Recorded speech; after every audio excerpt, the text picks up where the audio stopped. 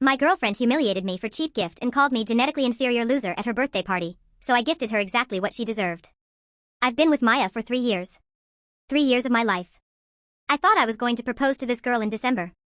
I had the ring hidden in a box of old college textbooks. But after tonight, after what she said to me in front of 50 people, including my own boss and her entire family, I realized I wasn't her boyfriend. I was her punching bag. My name is Leo, and until 2 days ago, I thought I was in a committed, albeit difficult, relationship with a woman named Maya. I'm a software engineer, which means I spend a lot of time behind a screen, and I've never been the guy who cares about being the center of attention. Maya, on the other hand, lives for it. She's an aspiring lifestyle influencer, and for a long time, I thought her obsession with status was just a quirk of her job. I didn't realize it was actually a symptom of how much she looked down on me. Over the last year, the comments started getting sharper. It wasn't just "you should wear a different shirt" anymore. It turned into "you're lucky I'm seen in public with you." She started making fun of my body, calling me doughy and soft in front of our friends, then laughing it off as a joke when she saw my face fall. The breaking point started 3 months ago when she began demanding a Cartier love bracelet for her 25th birthday. She didn't just ask for it, she treated it like a debt I owed her for the privilege of dating her. She told me that because I wasn't traditionally handsome and didn't have a vibrant personality, I had to make up for it by being a provider. It was a cold, calculated way of saying I was only worth the balance in my bank account. I remember sitting at dinner and her saying, "Leo, look at your hairline, then look at my face. You're punching so far above your weight class that you should be paying a premium just to be in the same zip code as me." I felt like a bug under a microscope. I started realizing that she didn't see me as a partner, she saw me as a sponsor. So, I decided that if she wanted to treat our relationship like a business transaction, I was going to give her a very harsh lesson in market value. I started prepping for her birthday, but not in the way she expected. I didn't buy the bracelet. Instead, I spent those 3 months quietly auditing everything I provided for her. I realized that I paid for her car lease, her high-rise apartment, her phone bill, and even the aesthetic furniture she used for her videos. She had built a life on my dime while simultaneously telling everyone that I was a mediocre loser. On the night of her party, I stood there in a room full of people I had paid to feed and hydrate, and I watched her perform for the cameras. She was wearing a dress that cost more than my first car, bought with my credit card. When the time came for the gifts, she stood in the center of the circle, her eyes gleaming with greed, expecting that red Cartier box. I handed her a small, cheaply wrapped gift. When she opened it and saw a basic Fitbit, the mask didn't just slip, it shattered. She didn't pull me aside to talk. She chose to humiliate me. She told the whole room that I was genetically inferior and cheap, laughing about how she only stayed with me because she felt charitable. That was the moment I stopped feeling hurt and started feeling nothing at all. I didn't argue with her. I didn't try to defend my looks or my worth in front of that crowd. When you realize someone truly views you as subhuman, there is no point in debating them. I just stood there for a second, let the echoes of her calling me a mediocre thumb settle in the air, and I felt a strange, cold clarity. I looked at her one last time, she was busy showing the Fitbit to the camera, mocking it for her fans, and I simply turned around and walked out of the rooftop lounge. I didn't even grab my coat. I walked straight to the elevator, went down to the parking garage, and sat in my car for 20 minutes. My heart wasn't racing, it was heavy. I realized I had spent 3 years subsidizing my own bully. I had worked 60-hour weeks to make sure she could have the life she wanted, only for her to use that very life as a platform to tell the world I wasn't man enough for her. As I drove away, I looked at my phone. It was blowing up. She was still on her live stream, and apparently, the drama of me walking out was doing numbers. She was telling her audience that she was finally freeing herself from the dead weight of a low-value partner. That was the moment I realized that if she wanted to be free, I should give her exactly what she asked for. I pulled over into a grocery store parking lot and pulled out my laptop. Because I'm a software engineer and I handle all our household logistics, everything was linked to my master accounts. I started with the smallest thing, the Wi-Fi. It sounds petty, but in her world, no internet means no career. I logged into our service provider and hit cancel service. Effective immediately. Then, I moved to the bigger things. Maya's Audi was a lease, and while her name was on the registration for aesthetic reasons, the bank account linked for the autopay was mine. I logged into the portal and unlinked my bank account. I did the same for the luxury apartment. I had paid the rent 3 months in advance to help her focus on her content, but the lease was in my name with her as an occupant. I called the building manager's emergency line. I knew him well because I was the one who always tipped him, and I told him I wouldn't be renewing and that I'd be moving my things out the next morning. I told him there might be some disturbances from the current occupant and gave him permission to involve security if she became unstable. Finally, I got to the influencer tools. I paid for her high-end editing software subscriptions, her cloud storage where all her raw footage was kept, and even the engagement bots she used to boost her posts. One by one, I clicked cancel. I wasn't deleting her work, I was just stopping the payment for the house it lived in. I wanted her to feel the weight of the world without my hands underneath it, holding it up. By the time I was done, it was 2 a.m. I looked at my bank app and saw the pending refunds and the stopped payments. I felt a sense of relief, but also a lingering bitterness. I knew she'd be coming home soon, expecting the safe harbor to be there waiting for her to apologize to her. She had no idea that the harbor was officially closed. I didn't go home that night. I knew that if I was there when she walked through the door, my resolve might crumble, or worse, I'd have to listen to her justify why she called me a genetically inferior thumb in front of the world. Instead, I checked into a mid-range Marriott about 10 miles away. I sat on the edge of the bed and kept my phone on silent, but I watched the screen light up like a strobe light. She started calling around 3:15 a.m. First, it was one call every few minutes. Then, the texts started rolling in. They weren't apologies. They were commands. Leo, the Wi-Fi is down and I need to upload the party vlog. Fix it now. Then, 10 minutes later, why is the Audi app saying my subscription is expired? I can't remote start the car and it's freezing outside. Stop being petty and pick up. It was fascinating to watch her brain struggle to process that the utility man had left the building. She literally couldn't conceive of a world where I wasn't there to facilitate her existence. Around 4 a.m., the tone shifted from annoyance to pure, vitriolic rage. She sent a voice note that I'll never forget. I could hear the wind howling in the background. She was clearly standing outside the lounge waiting for an Uber that wouldn't come because I'd removed my card from our shared account. She screamed into the phone, "You think you're smart? You think because you have the passwords you can control me? You're proving exactly what I said tonight. You're a small, weak man who has to use money to keep a woman like me. When I get home, your bags better be in the hallway." I just watched the little delivered bubble on my screen and felt a wave of peace. She still thought it was her hallway. She still didn't realize that I had already emailed the landlord a copy of the video from her livestream where she admitted she didn't live there legally as a primary tenant. I had only listed her as a guest to save on the background check fees. About 30 minutes later, the emergency calls started. She had finally reached the apartment. But because I'd deactivated the smart lock and reset the master code to the factory settings, her biometric thumbprint didn't work. For the first time in 3 years, Maya was on the outside looking in. I eventually fell asleep for a few hours, and when I woke up at 7 a.m., I had 42 missed calls and a string of texts from her mother. Her mom was the only person in that family I actually liked, but even she was being used as a weapon now. "Leo, Maya is sitting in the lobby of the building with all her party gear. She says you locked her out? Please, it's her birthday, don't be like this." I didn't reply to her mom. I called the building security desk instead. I told them there was a woman loitering in the lobby who was no longer authorized to be on the premises. I told them I would be arriving in an hour with a moving crew to vacate my unit, and I'd appreciate it if they ensured she didn't interfere with the movers. I wasn't just moving out, I was erasing my presence from the zip code. I arrived at the apartment at 8:30 a.m. I had hired a moving crew of 4 men to meet me there. As I pulled up, I saw Maya through the lobby windows. She was still wearing her birthday dress from the night before, but she looked exhausted and angry. She was sitting on her suitcase, staring at her phone. When she saw my car, she jumped up and ran toward the door, but the security guard stopped her. He knew the situation because I had called ahead. He didn't let her in because her name wasn't on the lease and I had officially revoked her guest access. I walked past her. I didn't say a word. She started yelling, calling me a coward and a broke loser who couldn't handle a strong woman. She told me that if I touched her makeup or her filming equipment, she would call the police. I ignored her and took the movers up to the apartment. The place felt cold. It was full of expensive things I had paid for, the velvet couch, the 75-inch TV, the designer rug. I told the movers to take everything. If I had a receipt for it, it went into the truck. While they were working, I sat on the kitchen counter and looked at my phone. She was sending dozens of texts. They went from "I'm sorry, let's talk" to "I hope you die" in the span of 5 minutes. I realized then that she didn't actually care about me, she was just panicked because her lifestyle was disappearing. She had no money in her savings because she spent it all on clothes and status items to look rich for her followers. About 30 minutes in, the police actually showed up. Maya had called them. She told the officers that I was stealing her furniture and kicking her out on the street. I went down to the lobby to talk to them. I wasn't nervous because I had all my paperwork ready. I showed the officers the lease, which was only in my name. I showed them my bank statements proving I paid the rent and the utilities. I even showed them the video from her own live stream where she told thousands of people that she was done with me and that I was nothing to her.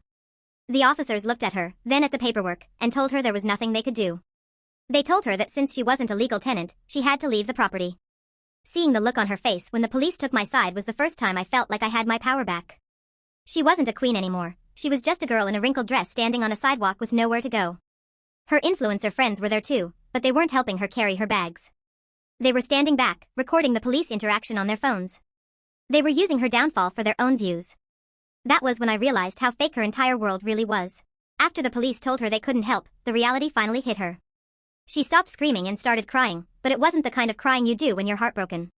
It was the crying of someone who just realized they lost their meal ticket. She sat down on the curb next to her suitcase and started making calls. I could hear her talking to her friends, asking if she could crash on their couches, but I watched as one by one, they made excuses and walked away. These were the same people who were drinking the expensive champagne I bought just a few hours earlier. Now that she didn't have the luxury apartment or the rich boyfriend image, they didn't want anything to do with her. I went back upstairs to finish with the movers. The apartment was almost empty. It was just an echoey shell of a place now. I found her content room where she did all her filming. There were ring lights, backdrops, and boxes of free products she had been sent by brands. I didn't touch her clothes or her makeup, but I did take back the high-end camera and the laptop I had bought for her last Christmas. I had the receipts in my email, so legally, they were mine. I wasn't being mean, I was just being fair. She told the world I was cheap, so I decided to show her exactly how expensive her life was without my help. As the movers took the last of the boxes down, I sat on the floor and did one last thing. Maya's main Instagram and TikTok accounts were linked to a professional email address that I had set up for her. Since I was the tech guy in the relationship, I had created the domain and I paid for the hosting every month. I logged into the admin panel and deactivated the email account. I didn't delete her social media, but I changed the recovery email to my own and logged her out of all devices.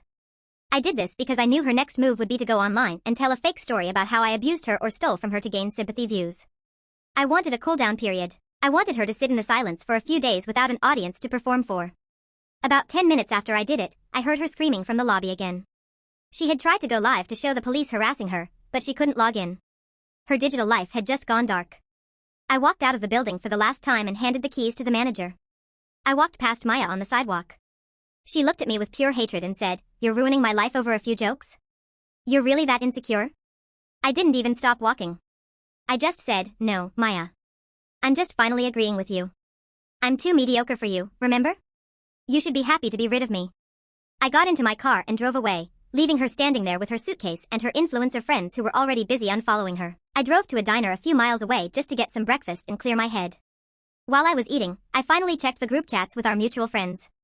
It was a mess. Maya had spent the last hour using her mom's phone to send messages to everyone we knew. She was telling them that I had stolen her equipment and left her homeless on her birthday.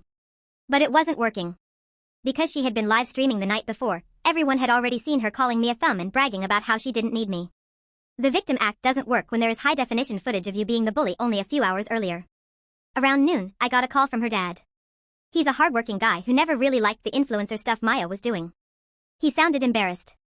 He told me that Maya had shown up at their house in an Uber she couldn't pay for, and he had to cover the fare. He asked me what was going on. I told him the truth. I told him I wasn't angry about the jokes, but I was done being used by someone who had zero respect for me. I told him that the car was being returned and the apartment was gone. There was a long silence on the other end.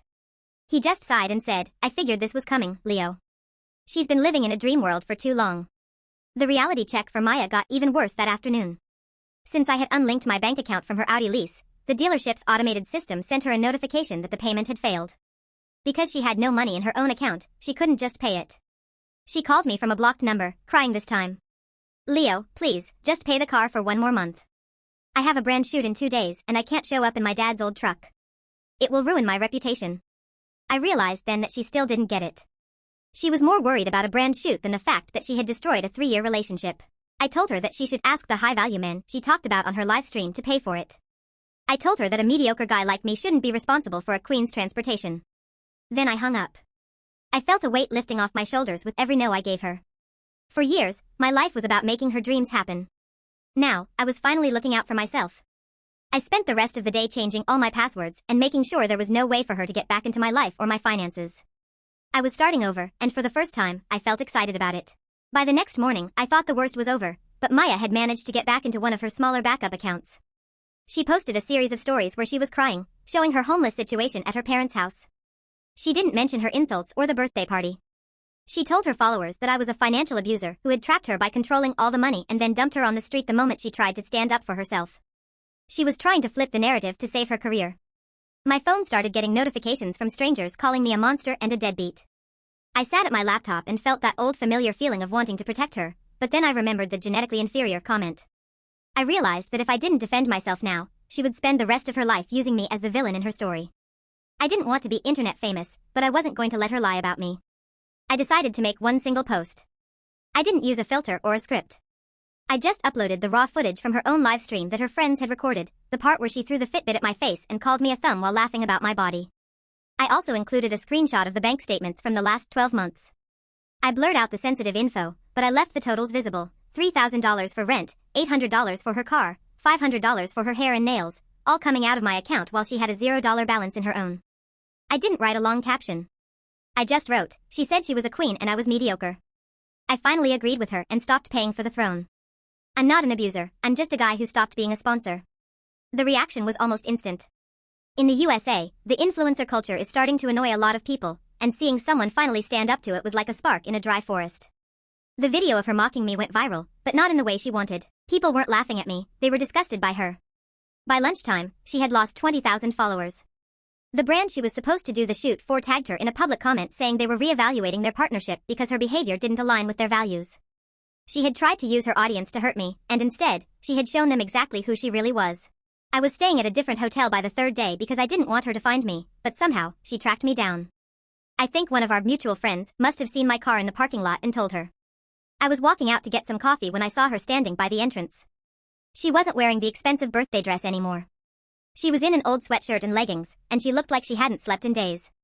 There were no cameras, no hype men, and no ring lights. It was just Maya. When she saw me, she didn't scream. She actually started to cry, and for a second, it looked like a real apology was coming. She said, "Leo, please. Can we just talk? Everything is falling apart. That brand for the photoshoot canceled our contract this morning, and they're asking for the deposit back. I don't have it. My dad says I have to get a job at the mall if I want to keep living at home. You have to help me fix this." I stood there looking at her, and I realized something. Even now, when she was begging, she wasn't asking how I was doing. She wasn't asking if her words had hurt me. She was asking me to fix her life because it was inconvenient for her to do it herself. I asked her, "Do you even realize why this is happening, Maya?" She looked at me with total confusion and said, "Because you posted those screenshots. You ruined my reputation. If you just take them down and tell everyone it was a misunderstanding, I can get my sponsors back." I felt a cold shiver down my spine. She truly believed that I was the one who ruined her life, not her own mouth and her own actions. I told her that I wouldn't be taking anything down. I told her that the truth isn't ruining someone, it's just showing people who you really are. I told her that if her reputation was based on a lie that I was a broke loser and she was a self-made queen, then she never really had a reputation to begin with. She grabbed my arm and tried to pull me toward her car, saying she would do anything to make it right. She even tried to suggest that we could get back together and rebrand as a couple who overcame a scandal. She was literally trying to turn our breakup into a marketing strategy. I pulled my arm away and looked her in the eye. I told her that I didn't want to rebrand. I wanted a life where I could eat a burger without being told I was genetically inferior. I walked to my car, got in, and locked the doors. As I backed out, she was banging on the window, yelling that I would never find anyone as beautiful as her. I just turned up the radio and drove away. A week passed, and I finally had to deal with the last few legal strings that tied us together. I met with my lawyer to make sure that the lease termination on the apartment was finalized and that there were no surprise bills left in my name. While we were sitting in his office, I found out that Maya had tried to sue me for illegal eviction and theft of the camera equipment. My lawyer just laughed and showed me the paperwork he had sent back to her. Since she was never a legal tenant and I had the receipts for every single item I took, her case was thrown out before it even started. The most satisfying part was the car. The repo agency called me to let me know the Audi had been recovered. Apparently, Maya had tried to hide it in a friend's garage so they couldn't take it, but since I had the GPS tracking active through the app on my phone, I just told them exactly where it was. Seeing that car get towed away felt like the final chapter of my old life closing. Without that car and that apartment, Maya's influencer persona was completely dead. She couldn't take luxury photos in her parents' kitchen with an old truck in the driveway. I started seeing updates about her through mutual friends who hadn't picked a side yet. They told me she was having a hard time. Most of the people she called best friends at that birthday party had completely ghosted her. It turns out that when you aren't the girl with the rich boyfriend who throws the big parties, you aren't very useful to people who only care about clout. One friend told me she saw Maya working at a local coffee shop. She said Maya looked miserable and was constantly checking her phone, probably waiting for a notification or a like that wasn't coming. I felt a little bit of pity for her, but mostly I just felt relieved. I spent that weekend moving into a much smaller, quieter apartment closer to my office. It didn't have a rooftop lounge or a glam room, but it was mine. I didn't have to worry about the Wi-Fi being fast enough for a live stream, and I didn't have to worry about someone mocking me while I ate my dinner. I even started going to the gym, not because Maya told me I was doughy, but because I actually wanted to feel good again. I lost 10 pounds in 3 weeks just from the lack of stress alone. The final hit to Maya's ego came when she finally realized I wasn't coming back. She sent me one last email, since she was blocked everywhere else. It wasn't a mean email. It was just a link to a GoFundMe she had started to try and pay off her credit card debts. She didn't even ask me to donate, she just sent it, hoping I'd feel guilty. I didn't click it. I just deleted the email and went back to my work. I was finally done being her safe harbor. It's been 6 months since that night at the rooftop lounge, and my life looks completely different now. I'm living in a quiet neighborhood in a place that feels like a home, not a movie set. I don't check my follower count, and I don't spend my weekends acting as a photographer for someone who resents me. I've realized that the mediocre life Maya mocked is actually exactly what I wanted. I have peace. My bank account is growing again, but more importantly, my self-respect is back. I look in the mirror and I don't see a thumb or a loser. I see a man who was pushed to his limit and finally stood up for himself. Maya's life took a different turn. From what I hear, she's still living with her parents. Her social media following never recovered. The internet has a very short memory for influencers who get cancelled for being bullies. She tries to post every now and then, but the comments are always full of people asking her how the Fitbit is working out. She eventually had to get a real 9-to-5 job at a local insurance agency to start paying back the debts she racked up trying to look rich. It turns out that when you don't have someone paying for your car, your rent, and your clothes, life is a lot harder than it looks on an Instagram feed. I actually ran into her a few weeks ago at a grocery store. It was the first time we had seen each other in person since she begged me at the hotel. She looked normal. No professional makeup, no designer handbag, just a regular person buying groceries. We locked eyes for a second, and I expected her to scream or say something mean. But she didn't. She just looked away, pushed her cart into the next aisle, and hurried off. In that moment, I realized the power she had over me was completely gone. She wasn't a queen or a villain anymore. She was just a stranger I used to know. The biggest lesson I learned from all of this is that you should never let someone make you feel small just because they need to feel big. I spent 3 years thinking that if I just worked harder and provided more, she would finally see my value. But the truth is, you can't buy respect from someone who doesn't respect themselves. I'm dating again now, but it's different this time. The girl I'm seeing thinks my tech nerd jokes are funny, and she actually insists on splitting the bill when we go out. I'm sharing this story because I know there are other guys, and girls, out there who are being treated like props in someone else's main character fantasy. If you're being mocked, gaslit, or told you're lucky to be with someone who treats you like trash, please listen to me, you aren't lucky to be with them. They are lucky to have you. And the moment you stop subsidizing their ego is the moment your real life begins. I left the ring in the box, I kept the bracelet money, and I walked away with my dignity. That was the best birthday gift I ever gave myself.